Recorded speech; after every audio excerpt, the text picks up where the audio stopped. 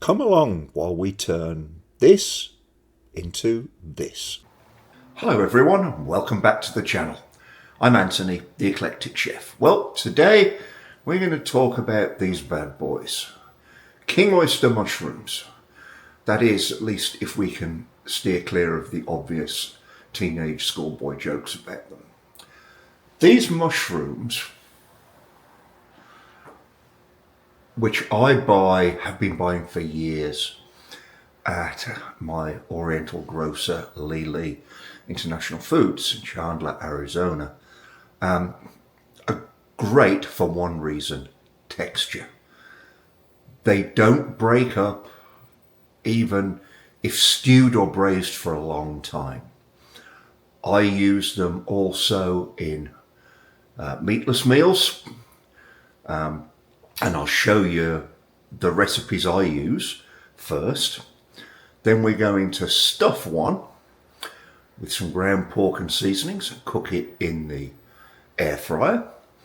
And 2 videos hence, maybe one, you'll see me make a sauce for chicken using one of these chopped up, where the pieces of the mushroom will give the sauce a nice bite. So stick around. These are quite fun, taste good.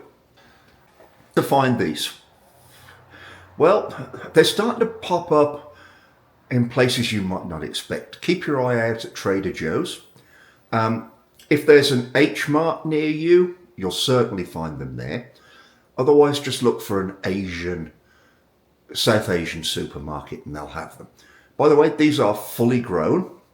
There are minis that are about an inch long that you can just throw into stews and braises whole. And they're really, really useful, as I say, for adding texture. They just don't cook away. Let's get on with the cooking. The first method we're going to show you with these King Oyster mushrooms, you can see there's one here, I've split down the middle, is the method I typically use when I eat these as a meat substitute. And you can do that because they have a lot of bite to them, even when they're cooked. So you really feel as if you're chewing something. It's quite satisfying.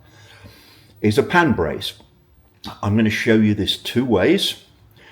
First is the way I typically do it, is to braise them in a little Ponzu sauce and mirin. That mirin, as it reduces down, glazes up beautifully for a nice colour. The other one, I'm going to braise in some white chicken stock and dashi, which will give us a beautiful depth of flavour to go with these mushrooms. But let's put one aside and cross hatch cut the first. So we just cut some X's along here. This will just let the sauce or the braise soak into the mushroom. Oh, we lost a bit of mushroom there, never mind. Makes it look nice too, by the way. So, there we go. He's all done, you can see. We'll pop this into the pan. First, we're going to saute the cut King Oyster mushroom in a little oil. Like most mushrooms, this soaks the oil up, but we will get a little bit of an initial cooking before we add the ponzu and the mirin in this case. Here you can see how those cross cuts we made have opened up as the King Oyster mushroom cooks a little. That will give us a lot more surface area for our sauce to adhere to. Kind of pretty, isn't it? For this 1/2, we're going to use 1/2 tablespoon of ponzu. We'll probably have to add some more. And 1/2 tablespoon of mirin. Figuring that we'll probably be adding some more. And then flip him over to glaze the underneath. See how that Ponzu and Mirin is really thickening up. Let's make sure the mushroom is picking full up. I think we'll add a little bit more Ponzu.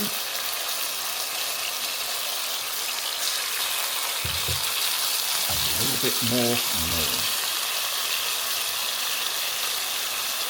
Ponzu, by the way, is soy sauce that has some citrus, traditionally yuzu, added to it. Has a delightful flavour. As you can see, the mirin really helps this sauce to cook down. So we'll let that thicken up and glaze this mushroom. And I'll show you what it looks like. So here's our first pan-braised King Oyster mushroom, beautifully glazed with the Ponzu and Mirin. If you wanted to garnish this, a few shiso leaves and a chiffonade might be appropriate. I'll be eating this later, but now let's go on to the other pan-braised King Oyster mushroom, which will be chicken stock and dashi. By the way, this is the brand of Ponzu sauce that I actually prefer, Ajipon. You may have to look to find it, but it's worth it. This is the mirin we use, basically sweetened sake. So here's our second King Oyster mushroom half, and we've added a little over a tablespoon of our white chicken stock, which you saw us prepare in our preceding video a few days ago, and a little over a tablespoon of our homemade dashi. This will reduce down. This will not be as dark as the previous one, but you could really smell the chicken coming off the chicken stock, and I'm hopeful that the dashi, which has both glutamates, guanylates and inosinates, the three compounds that we need to really produce an umami flavour, will make this mushroom taste delightful. Let's plate it up in a minute and we'll show you what it looks like. So here's our chicken stock and dashi braised King Oyster mushroom.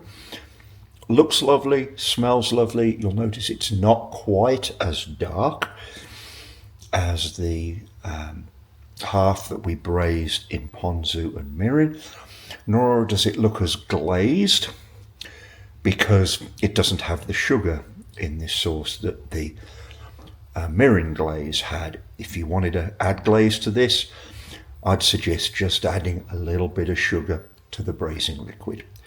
We'll try these for taste later, but they're good. Showing them side by side here, you can see what I mean about the colour differences. Just to talk about something very quickly, I started cooking these about 3 or 4 years ago as an alternative for a meatless meal. Basically, to provide myself with lower calorie density meals 1 or 2 nights a week. The one on the left you could call vegan, although I don't have much interest in vegan cookery. I know there are those that do. The one on the right would not, but could reasonably be called vegetarian, even though it has chicken stock in it. I actually believe the chicken was a vegetarian, if that counts.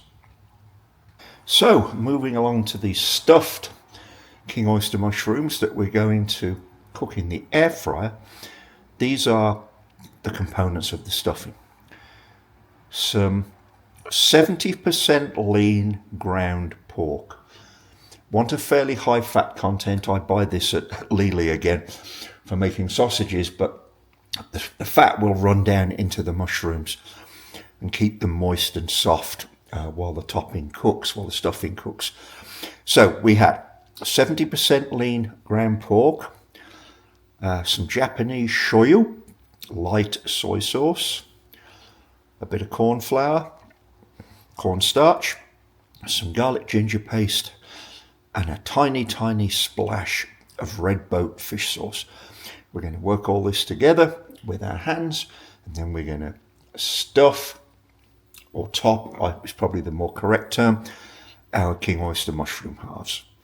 And here are the two halves of King Oyster mushroom we're going to stuff.